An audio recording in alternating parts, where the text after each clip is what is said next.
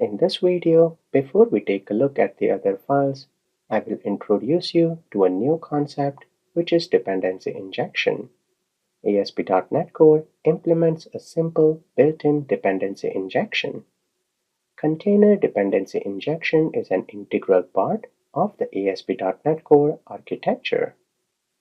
.NET Core injects objects of dependency classes through constructor by using the built-in IOC container. Before I show you what advantages dependency injection brings, let's see a scenario where there is no dependency injection.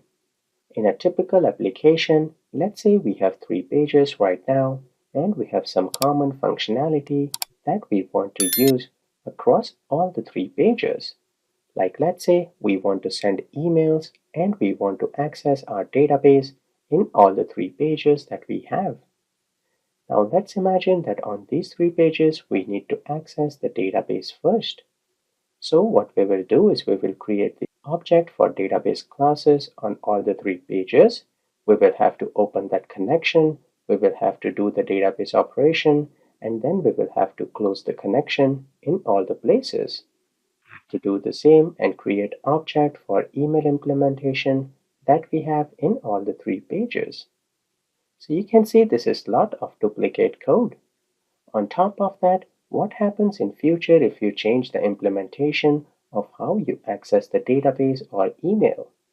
Based on the current configuration, you might have to make that change in all of the 3 pages, which is a big mess because right now it's 3 pages. Down the line, it could be 30 or 300 pages. Another issue here is that on each page, you will deal with creating the object, managing them, as well as disposing them. And that will be a time-consuming effort when we have to do that in all the pages. So that being said, what is a solution to avoid all of this and get an optimal architecture? The answer to all of that is dependency injection. First, let me show how this scenario would look like. Again, we will have the 3 pages, and we will have email and database functionality. These are the common things that we had before as well. But now we will have something special, which is dependency injection container. So as you can see, we have got our dependency injection container that will have an iEmail and an IDB interface and its implementation. So inside our container, we have the implementation of the iEmail interface and the IDB interface. When any page will need access to these functionalities, it will just ask the dependency injection container to create an object of this functionality and directly give page an object to use. So inside the page, we will actually be using an interface, and then dependency injection does all its magic of passing the object when the website needs it. That way, we do not have to deal with creating the object, disposing, or managing that object inside our pages. Our pages will look very clean with just the interface. All the instance and implementation will be done by dependency injection container. Now in future, if you want to change or replace the email class, you do not have to make any changes in the pages. All you have to do is just change the implementation inside the email class, and since we are registering that in the container, next time when we build the project, it will take the new implementation. So you can see we only have to change in one place now. That is one of the main advantage that comes with dependency injection. Now in order to use dependency injection, you can use many third-party tools. But with .NET Core, we have a built-in dependency injection container, and that has its own advantages. So I hope with that you have a short overview of how dependency injection is helpful. First thing that we have to do is we need to create a new project. So I have opened up Visual Studio 2022, which will be the editor for this course. Here on the left hand side, I have my previous projects, and on the right hand side, we have the options to get started. We will click on Create a New Project, and we have lots of templates that are available. We want to create a web application, so we can select that, and we want the web app with Blazor pages. So that is the first option that is being selected, but if the first option in your case is something different, scroll down and look for ASP.NET Core Web App. It should only be Web App and not the web app with Models View and Controller that you see down here. We are working with only Blazor Page application. So select that and we will hit the next button. Next thing that we can give our project is a meaningful name. We will call that as Abby. Now here you notice there is a project name and a solution name. A solution can have multiple projects. Let's say we are working on Abby Web Project. So we can call that Abby Web, and then we can just change the solution to be Abby. So all the projects that are related to Abby will be inside this same solution. Next, let me change the location to where I want to save the project, and we will hit the next button. Here we will get some more options on what is the .NET framework that we want to use. I will select .NET 6 here, and next we have the authentication type. Now if we want, we can select the pre-built templates that are available with authentication. But we want to start from scratch, we will select none here. I do not want any Docker, and let's hit the Create button. That will create our project, and we will see all the files and folder structures on the left-hand side inside the window of Solution Explorer in Visual Studio. Now by chance, if you close the window, do not panic. You can reload that by going to Views, and the first one here is Solution Explorer. So now that our project is created, let's continue in the next video. Now that the project has been created, you can see there are quite a few files and folder structure on the right-hand side. If you expand the Pages folder, that will display all the pages in our application. Before I dive into all the files and folder here, let me run the application by clicking on this play icon with the project name, which is Abby Web. That will build your project and it will open up the browser with our website. So perfect, on the default page here, you can see in the navigation, we have Home and Privacy page. On the home page, we have a welcome text and a link that takes us to the .NET Core website. Let's go back to our application, and inside the Pages folder, we have a page with the name of index.cshtml. This is the home page of our application. You can see we have the same welcome text here and paragraph that is displaying inside the default page.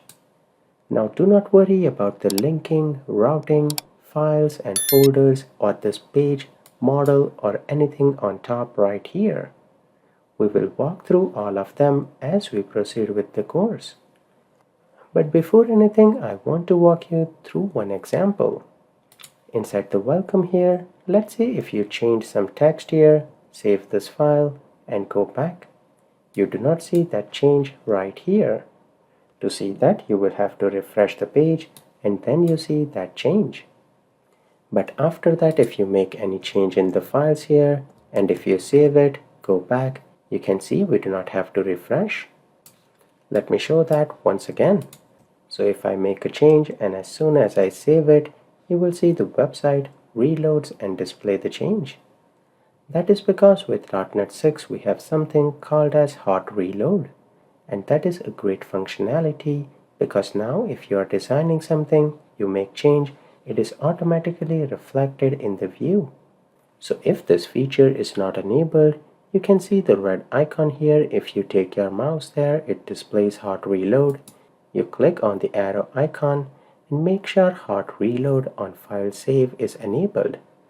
As long as that is enabled, only first time you will have to refresh the application.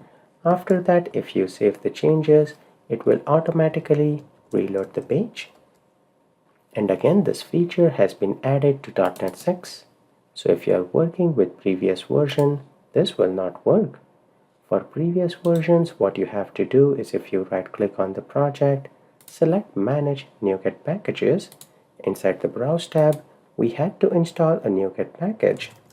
So if I search for runtime compilation, we have a package for microsoft.aspnetcore.mvc.razor.runtime compilation. We had to install this package, and once you install that package, we had to make a change inside the program.ces class file.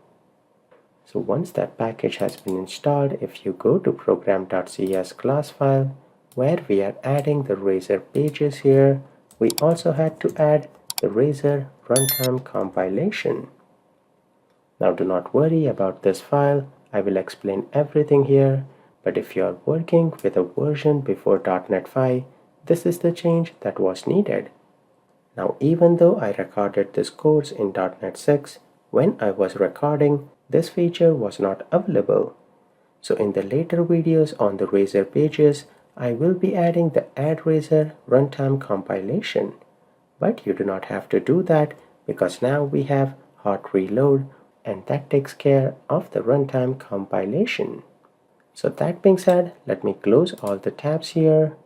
Let's not save anything and let's analyze all the files and folder structure in our project.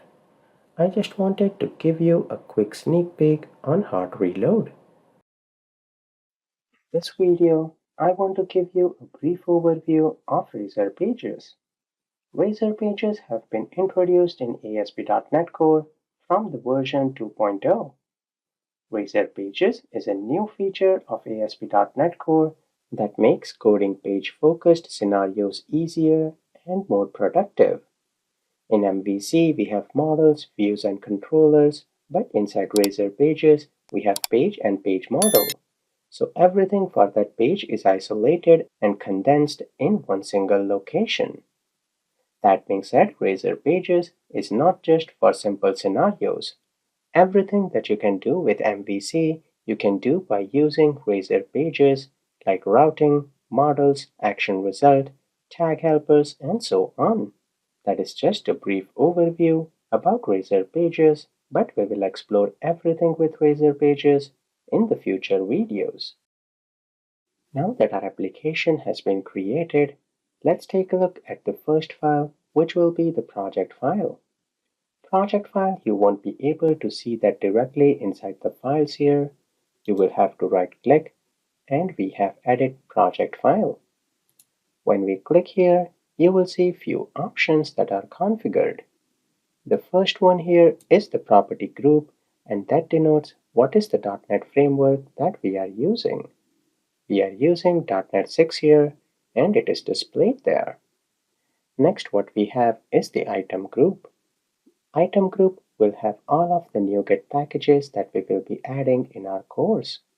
Right now, we just added the Razor runtime compilation when we created the project.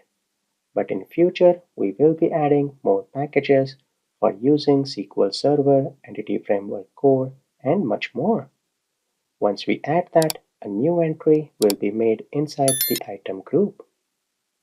So that looks good for our project file. With that, let's continue in the next video. Next file that we want to take a look is inside the properties folder. We have launch settings.json. This is the file that configures how the application will be run, and you can see there are multiple profiles that are added by default. We have an IIS settings on the top, which says that if you are using IIS Express to run the application, your application URL will be this, and the SSL port will be 44317. If we expand the profiles here, we have two profiles, Appy Web and IIS Express. These are the same profiles that you can see if you hover on the down arrow icon right here. We have Appy Web and IIS Express. In order to run the website, we can just hit this play button after selecting the profile. If we select IIS Express here and run our website, it will launch the default application inside the window directly with the 44317 port number. Great, you can see that is working. Now if we stop this and change our profile to Appy Web, let's expand that You can see here it is command name, which is project, .NET Run Messages, and we have application URL. So this will run our application from command prompt. And from that command prompt, it launches the browser. This time it is running on port 5001. So these are two different ways of running the .NET Core application. Inside the profiles, we can have environment variable and other configuration. These are just two ways to run your application, and we can modify them inside the launch settings.json. The next thing that we have here is www root folder, and in there we have CSS, JS, and lib folders. www root folder will be the root directory of your application. That will be the directory that contains all of your static files. So if you have CSS, JavaScript, images, PDF, files, libraries, all of them will go inside the www root folder. Inside this www root folder, there will not be any code behind file with the C# code. It will only have static files that will be used from the pages. So make sure whenever you add any static files, it will go inside this www root folder. Next, what we have here is the pages folder, and that contains all the coding pages that are there in the application. We will come back to that in the upcoming video, but the last file that I want to discuss in this video is the appsettings.json file. Now what happens is in an application, you are using many third-party APIs, and then you have to store some secrets. You can also have connection strings that connects to the database and so on. So all of those secret keys or connection that you have, you will add them inside this appsettings.json file. As the name suggests, it is a JSON file which will have key value pairs. If you expand this, you will notice there is appsettings.development.json. So you can have different app settings for different environment. For production, you will have appsettings.production.json and so on. Then based on the environment variable, it will automatically configure and use that particular app settings file. This is very helpful because development can have a different connection string to database as compared to preview, production, or staging. So it is already built in, and we will be adding our connection string in this file in the upcoming videos. So with that, we have a brief overview of all the files other than the pages folder and program.cs. Let's continue in the next video.